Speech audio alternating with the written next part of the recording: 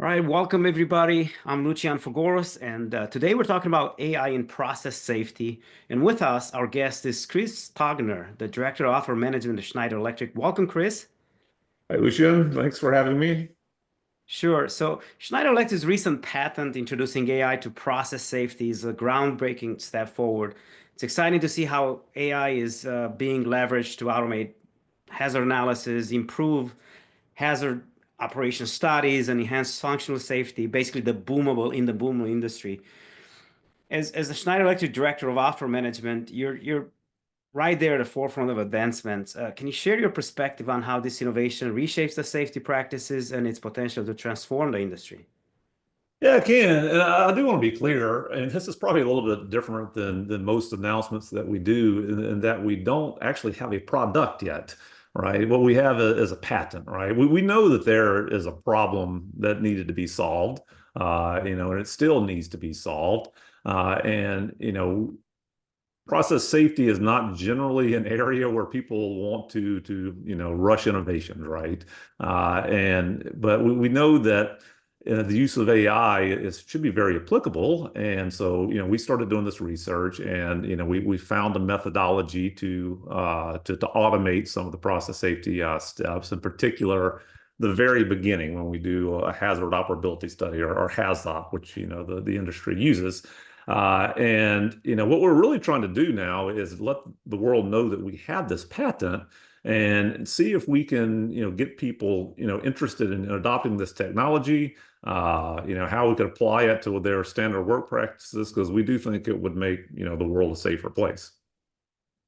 Got it. Thank you. So this new patent, right, address the challenges in traditional safety practices and improve outcomes for manufacturing. How does it do that? Maybe explore, Well, expand a little bit. first of all, a little bit, there's different types of AI, right? And Mhm. what we're using is a reinforced learning model. And so, imagine that, you have one of the inspirations was an AI that's called hide and go seek, right? So you have the children's game where you have, playing hide and go seek. And so you have one AI agent that's, the hider, and one AI agent is the seeker, right? And so every time the seeker finds the hider, they both learn, they change their tactics, they adapt, and they run through, numerous, iterations of this. And so what we've done with our reinforced learning model is we've basically have one AI agent that's trying to blow a plant up, and we have another AI agent that's trying to keep the plant from blowing up, right? And so after they run through however many iterations are needed of these games, for instance, with generative AI, you have to load some type of rules into it for it to be able to work, right? It has to generate things, and it generates the things that it doesn't know.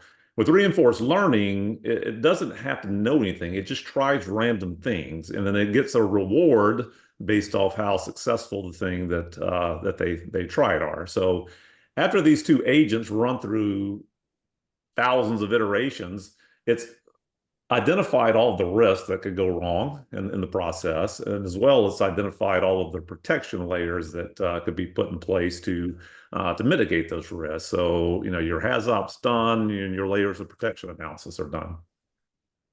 Got it. So it sounds like, through this simulation, this AI can enhance the HAZOPs to go beyond what the humans can analyze, right? And uh, is it accurate to say that, or? Oh, it's very accurate. Because one of the things, this is a very subjective process. I think we like to, pretend that it's a very objective process, but, I'm aware of, some very recent exercises where, multiple process safety experts, and I'm not talking about, layman experts, where we're brought in and given identical plant designs and asked to do HAZOPs on it. And the results that they brought in, were widely varied, right? Whereas, with using AI, it can be much more of an objective process. There will always be a need, to have a functionally safety competent person involved in this process, right? And I think that's probably maybe where some of the reluctance comes in, right? People think that, okay, if we go down this route, we're completely turning our hazard assessments over to this thing that we don't trust yet, right? But way I see, at least especially in the early phases of this, it's almost like a checkpoint, right? I think you can still do your human assessments, and then compare the results that the human HAZOP does versus what the AI HAZOP can do, and then perhaps you find other things that needed to be accounted for that weren't accounted for.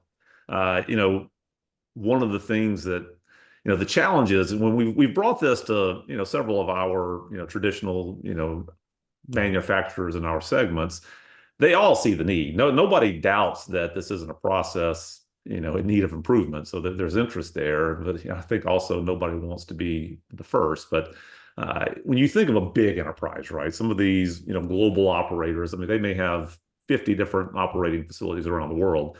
They are always in a HAZOP somewhere. Every unit is constant because you don't just do it at the beginning. You're supposed to come back and do a re-HAZOP every 3 years, 4 years, 5 years. And it's like we always bring in a bunch of highly paid people, and we have them for 3 weeks at a time. We ask the exact same questions and we get the exact same answers because these people are bringing their biases from the previous time they did into it. An AI tool is not going to have all these things, right? And it helps give new perspectives. The AI tool is not going to get tired, and it can help identify hazards that perhaps weren't there before. It can help standardization.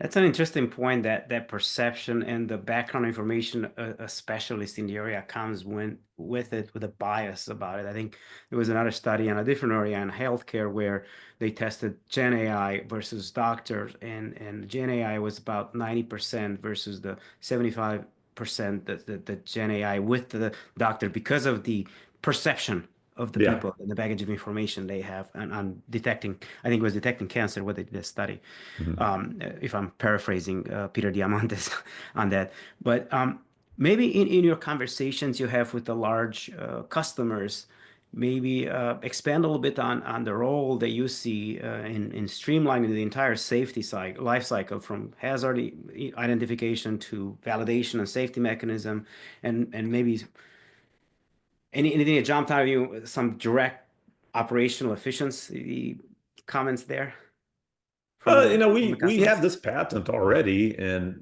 I can't give detail now, but we have a few other patents that are pending, right? That are all using Mhm. AI where we can expand this. The goal is to automate the safety life cycle. Everybody's driving towards zero engineering, right? I mean, it's probably a goal that'll never be hit, but you start with that and you try to, remove as much, you know, non-value added work as you possibly can. And it's not that we're trying to, replace the humans with the machines. It's just there are growing needs in the world of energy needs. All plants are expanding, but the resource pools are shrinking, right? There's less people that are going into these fields. There's just less people, period. And a lot of these developing countries, their population demographics are, kind of an inverted pyramid. They have more people that are over 50 than they do that are under 20. So, we have to be able to figure out ways to do more with less people. It's just a fact. And the other thing is that people don't stay in one position for a company like they did in the past. It's been multiple times I've met with some of these customers recently, and they'll point to some guy sitting at the end of the table and say, this guy's been managing my safety systems for the last 25 years. He's about to retire, and I'm not going to be able to replace him, right? So the more that we can automate these processes, then the more that we can keep the expertise, with the tools to augment the human, right? Use the Mhm. machine to help the human rather than the machine to replace the human. If we can automate the HAZOP and the LOPA process, it's not a great leap to say, well, from there, we can take that to then automate your safety requirement specification. We can automate, a lot of your code generation. We can automate the testing and validation. All of these things, they require trust for the people to use them, but it ultimately will make them safer because you can do things that the humans just don't have the time to do. Right. So I just want to make sure I caught this right. So if basically you apply this, I know it's just a patent, but applying this AI innovation, uh, basically you can help with align with global standards, right? And help manufacturer navigate through this regulatory environment. So that like get it right? I think you've caught the essence of the question, right? It's very easy to integrate what the standards are, and I think the standards are also going to evolve so that they account for the use of AI, right? Mhm. There's a growing idea that you're going to have to use software, whether it's AI or traditional software or not, to help augment the fact that we have these, diminishing resource pools. And so I know the safety standards are now starting to look at the use of software tools, and um, you know, they should have a safety assessment that goes with them, just like we do with the hardware, controllers that go into a protection system. Got it. Now, you've referenced some of your larger customers that you've got feedback from. Can you expand a little bit on the scalability of this innovation to small to mid size type of enterprises and how they may lack the infrastructure of large, compared to the largest industrial players? Can this help with that? I think it definitely can. I mean, there's emerging segments, new energy that's coming online, and hydrogen, green hydrogen, blue hydrogen, nuclear SMRs, all these type things. The traditional chemical oil and gas customers, it's a very time-consuming task to do these things, but at least they have 30 to 40 years of practices that they can rely on, and they've pretty much standardized on it. It's just, practices that can be streamlined for sure, but still very time consuming. When you start going into hydrogen, I attended a couple of process safety hydrogen conferences last year.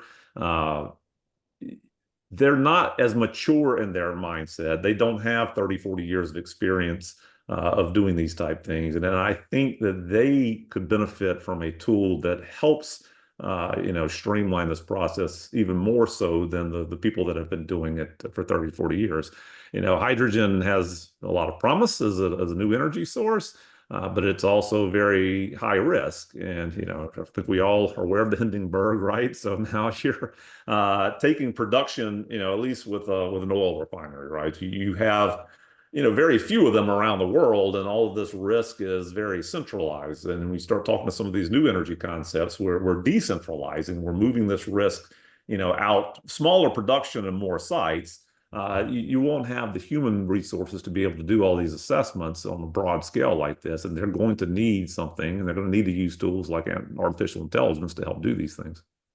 Got it. So it sounds like, okay, you're taking the experience from chemical and process, some of the boom industry, and could be leveraging in new emerging markets like hydrogens and perhaps other renewable and perhaps even transportation, right? Can you see any other beyond this industry that can you see this protocol or this patent being leveraged in other industries? Well, the transportation is going to require, everything's moving towards electrification, right? Hmm. And, you kind of mentioned a couple of times boom, right? So, as we go into electrification, we're moving a little bit from things that go boom to things that go zap. And, what that creates whole new challenges, right? And those are things that, maybe aren't quite as well understood and could benefit from the use of AI.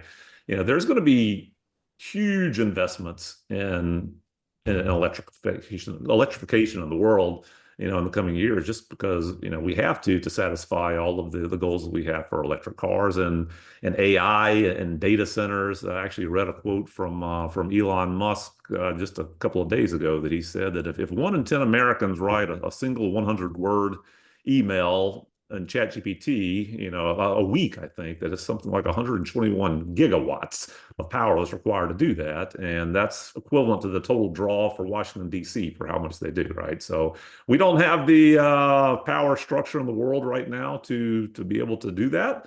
So there's going to be a huge ramp up in construction, I think, and investments in the electrical grid. And, we're going to need tools that help people do that safely.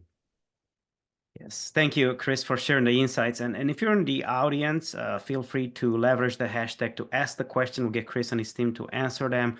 Or if you're at the ARC forum, there's several options there to either join. I think there's a breakfast set up there. You can learn more on Tuesday morning, and there's a press conference as well. Uh, any parting way questions, Chris?